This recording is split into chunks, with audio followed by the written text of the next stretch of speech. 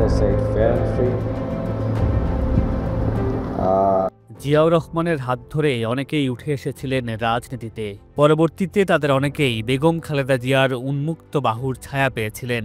কেউ এমপি, মন্ত্রী, এমনকি রাষ্ট্রপতি বনে গিয়েছিলেন। তবে বেইমানি যেন রাজনীতির প্রধান কলা। তাই তো সবকিছু পাবার পরও খালেদা জিয়ার সঙ্গে বেইমানি করতেই অনেকের বুক বাঁধেনি। তেমনই একজন প্রয়াত সাবেক রাষ্ট্রপতি বদরুদ্দোজা চৌধুরী।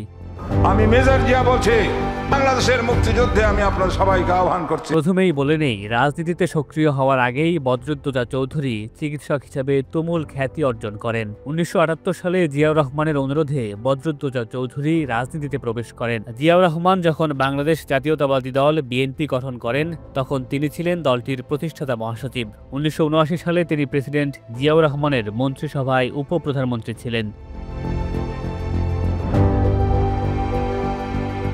পরবর্তীতে বদরুদ্দোজা চৌধুরী জিয়াউর রহমান ও খালেদা জিয়ার দুই সরকারের সময়ই মন্ত্রী ছিলেন এবং বিভিন্ন সময় স্বাস্থ্য ও পরিবার পরিকল্পনা, শিক্ষা এবং বিজ্ঞান ও প্রযুক্তি ও সংস্কৃতি মন্ত্রণালয়ের দায়িত্ব পালন করেছেন।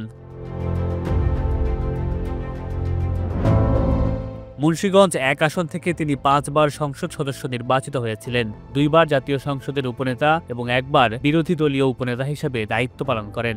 ২০০১ সালে তিনি খালেদা জিয়ার সরকারের পররাষ্ট্রমন্ত্রী হিসেবে দায়িত্ব পান। এরপর ২০০১ সালের ১৪ই নভেম্বর বাংলাদেশের ১৫তম প্রেসিডেন্ট হিসেবে দায়িত্ব গ্রহণ করেন। ওই সময় শপথ গ্রহণের আগে তিনি বিএনপির সকল পদ ও দায়িত্ব থেকে পদত্যাগ করেন। এই পর্যন্ত হয়তো সবই ঠিক ছিল, কিন্তু এরপর যা ঘটল তা রাজনীতিতে নতুন অধ্যায়ের সূচনা করল।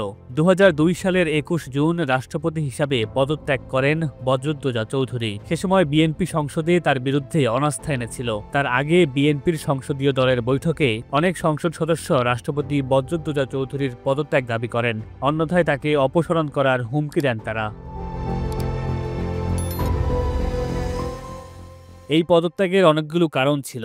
জিয়াউর রহমানের মৃত্যুবার্ষিকীতে সমাধিতে শ্রদ্ধা না জানানো, রাষ্ট্রপতির বাণীতে জিয়াকে স্বাধীনতার ঘোষক হিসেবে উল্লেখ না করা, শেখ হাসিনাকে স্বাগত জানাতে মাহি চৌধুরীর তোরণ নির্মাণ, বক্তব্য ও আচরণে দলীয় অবস্থান থেকে সরে গিয়ে নিরপেক্ষ ভঙ্গি এবং পিএসসির চেয়ারম্যান নিয়োগসহ বেশ কয়েকটি সরকারি সিদ্ধান্তে প্রধানমন্ত্রীর সঙ্গে মতবিরোধ, রাষ্ট্রপতির কভারেজ নিয়ে বিটিভির সঙ্গে টানাপোড়েন। পদত্যাগ তিনি করলেন, তবে সেখান থেকে শুরু হলো তার বেইমানির। ২০০২ সালে বিএনপি থেকে বেরিয়ে তিনি নতুন দল গঠন করেন। যদিও দলটি শেষ পর্যন্ত সাড়া ফেলতে ব্যর্থ হয়, তবে খালেদা জিয়াকে নিয়ে কটু কথা বলায় তিনি বেশ সফলতা দেখিয়েছেন।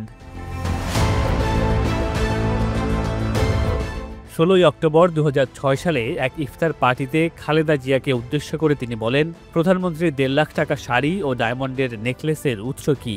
যিনি তাকে রাষ্ট্রপতি পর্যন্ত বানিয়েছিলেন তাকে নিয়ে এমন কটু কথা বলতে একটুও দ্বিধা করেননি বদরুদ্দোজা চৌধুরী। এরপর আরও পরে তিনি আওয়ামী লীগের সাথে মিলে খালেদা জিয়াকে যতভাবে শায়েস্তা করা যায় তার সবটাই করেছিলেন।